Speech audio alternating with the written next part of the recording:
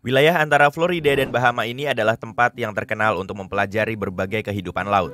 Namun ada fenomena misterius yang terjadi di sini setiap tahun, yang alasannya belum diketahui para ilmuwan.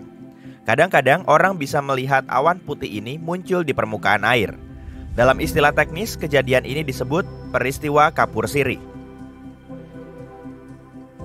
Dengan informasi yang mereka miliki sejauh ini, para ilmuwan percaya bercak-bercak putih itu mungkin mengandung partikel yang kaya akan karbon. Kepulauan Bahama memang berada di atas platform besar karbon yang tersembunyi di bawah air. Teori lain yang diajukan untuk awan yang gak biasa ini adalah mungkin awan tersebut disebabkan oleh mekarnya tanaman kecil di dalam air. Para ilmuwan bahkan telah mencoba menggunakan foto yang diambil dari atas oleh NASA untuk setidaknya mencoba memahami pergerakan uap air ini. Mereka menemukan ukuran bercak putih tampaknya berubah seiring musim, dengan bercak terbesar terjadi di bulan Maret hingga Mei dan Oktober hingga Desember. Ukuran rata-rata bercak putih adalah sekitar 2,3 km persegi. Pada hari yang cerah, gambar satelit menunjukkan sekitar 24 bercak. Penelitian lain menunjukkan peristiwa ini lebih sering terjadi di tempat-tempat yang memiliki banyak sedimen di dasar laut. Ada kemungkinan juga beberapa kondisi lautan membuat kotoran dan mineral mengambang di air. Namun, dari 2011 hingga 2015, bercak-bercak di lautan tiba-tiba menjadi hampir 4 kali lebih besar. Namun, pada 2019, bercak-bercak ini menyusut kembali. Hal ini membuat para ilmuwan percaya mungkin ada siklus 10 tahunan yang terjadi di sini. Tapi, mereka nggak yakin apa penyebabnya. Mereka juga melihat adanya hubungan antara pH, salinitas, angin, dan arus laut.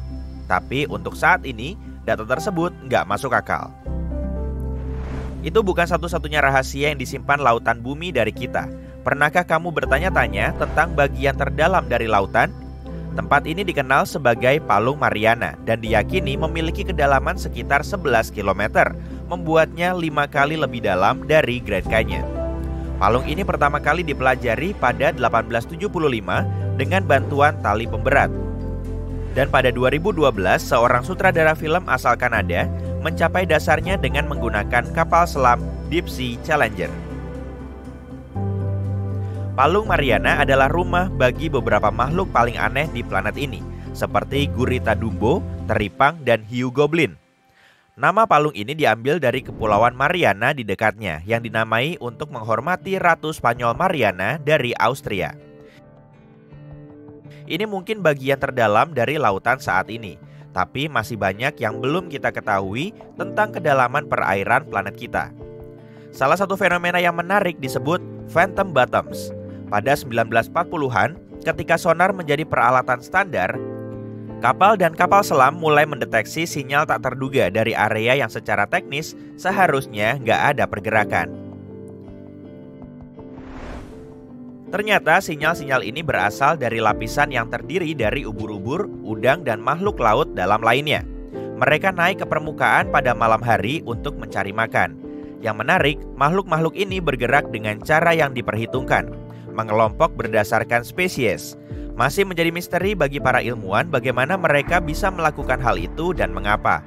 Dulu diyakini hewan-hewan hanya mengelompok dengan cara ini untuk menghindari predator. Tapi alasan dibalik pembentukan dasar laut palsu ini masih belum diketahui. Baru-baru ini komunitas ilmiah telah mengakui keberadaan samudra kelima yang disebut Samudra Selatan. Samudra ini berbatasan dengan 3 dari 4 samudra asli dan mengelilingi Antartika dan belahan bumi bagian bawah. Dengan perbatasannya yang menyentuh Australia, Afrika bagian selatan, dan Amerika Selatan, samudra ini merupakan samudra yang unik, menarik perhatian dan memicu rasa ingin tahu dengan rahasianya dan makhluk-makhluk yang mungkin ada di dalamnya. Rumor tentang makhluk mengerikan di perairan ini telah beredar selama beberapa waktu, dan penelitian terbaru memberikan bukti video tentang ikan aneh yang seperti gumpalan. Makhluk tersebut diidentifikasi sebagai teripang dengan julukan monster ayam tanpa kepala. Meskipun spesies ini telah dikenal sejak akhir 1800-an, hanya ada sedikit informasi tentangnya, termasuk jumlah, perilaku, dan kebiasaan reproduksinya. Ada juga daerah di dunia di mana lautan benar-benar berkilau. Ini bukan karena airnya saja, tapi karena ada banyak makhluk yang memiliki kemampuan untuk memancarkan cahaya yang dikenal sebagai bioluminesensi. Hal ini cukup umum di antara makhluk air, dengan 3/4 dari semua kehidupan bawah air mampu melakukan ini. Bioluminesensi bisa ditemukan di mana saja, dari permukaan hingga jauh di dalam laut, bahkan sedalam 4 km. Makhluk-makhluk ini menggunakan cahaya untuk berbagai tujuan, misalnya untuk berkomunikasi dengan spesies mereka sendiri, menarik mangsa, dan menakut-nakuti predator. Sains di balik bioluminesensi melibatkan penggunaan 3 bahan kimia, luciferin, luciferase, dan oksigen. Proses ini pertama kali ditemukan oleh ahli biologi Prancis bernama Raphael Dubois pada 1887. Kalau kamu ingin mengetahui perbedaan antara bioluminesensi nyata dan cahaya yang diciptakan secara artifisial, carilah kilauan biru, hijau, atau merah neon yang tersebar di area yang luas di lautan. Hal ini bisa menciptakan efek yang menawan dan ajaib, seperti kilauan atau bintang di langit. Dan hal ini seringkali disebabkan oleh cumi-cumi, krustasea kecil, dan ganggang yang ditemukan di perairan dangkal. Pernahkah kamu mendengar suara aneh di tengah malam? Sekarang bayangin hal itu terjadi di tengah lautan. Ada beberapa suara aneh yang telah didengar dan direkam, seperti Bloop dan Julia. Kebanyakan ahli mengira suara-suara itu berasal dari benda-benda besar seperti gunung es yang mengikis dasar laut. Tapi bagaimana kalau bukan itu jawabannya?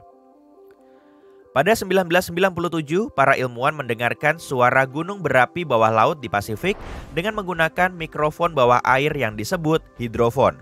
Suatu hari, mereka mendengar suara yang sangat keras dan aneh yang berbeda dari apapun yang pernah mereka dengar sebelumnya. Mereka menyebut suara ini bloop. Mereka nggak tahu apa yang membuat suara ini dan mengira suara ini mungkin berasal dari misi rahasia bawah laut, mesin kapal, paus, atau makhluk laut yang nggak dikenal. Bertahun-tahun berlalu dan para peneliti terus mencoba menemukan sumber suara bloop dengan menempatkan hidrofon lebih dekat ke Antartika. Pada 2005, mereka akhirnya menemukan bloop disebabkan oleh gunung es yang pecah dari gletser dan jatuh ke laut. Fenomena ini disebut gempa es. Dengan meningkatnya suhu bumi secara keseluruhan setiap tahun, gempa es terjadi lebih sering, menyebabkan gletser retak dan mencair ke lautan. Kemudian pada 1 Maret 1999, suara keras kembali terdengar di bawah air di Pasifik. Badan Kelautan dan Atmosfer Nasional Amerika Serikat mengira suara itu mungkin juga merupakan gunung es yang pecah. Tapi suara itu berbeda. Hal ini membuat beberapa orang mengira suara itu berasal dari monster laut bernama Julia. Beberapa orang mengira itu adalah spesies baru yang belum diketahui, sementara yang lain percaya itu adalah makhluk yang sudah dikenal, seperti ikan paus atau cumi-cumi raksasa. Bahkan ada yang mengira itu adalah hewan prasejarah. Hingga hari ini gak ada bukti bahwa salah satu dari teori-teori ini benar. Lalu ada cerita tentang sebuah pulau yang ditelan seluruhnya oleh lautan. Namanya Bermea, sebuah pulau kecil tak berpenghuni yang terletak di sebelah barat laut semenanjung Yucatan. Seabad yang lalu, pulau ini diketahui terletak di Teluk Meksiko. Namun sekarang telah lenyap, membuat semua orang bingung. Di masa lalu, Bermea sering digambarkan di peta yang dibuat oleh penjelajah Spanyol selama abad ke-16 dan ke-17. Meskipun lokasi yang namanya sedikit berbeda, gak ada yang meragukan keberadaannya. Namun, mulai abad ke-18, keberadaan pulau ini di peta mulai memudar hingga akhirnya hilang sama sekali. Jadi, apa yang mungkin terjadi padanya? 3 investigasi resmi dilakukan pada 2009 dengan bantuan teknologi tercanggih. Namun Bermea tetap menjadi misteri. Mungkinkah pulau itu nggak pernah ada dan hanya rekayasa yang dibuat oleh para penjelajah awal untuk menipu saingan mereka? Beberapa orang percaya negara-negara membuat peta yang nggak akurat untuk mencegah musuh-musuh mereka menggunakannya.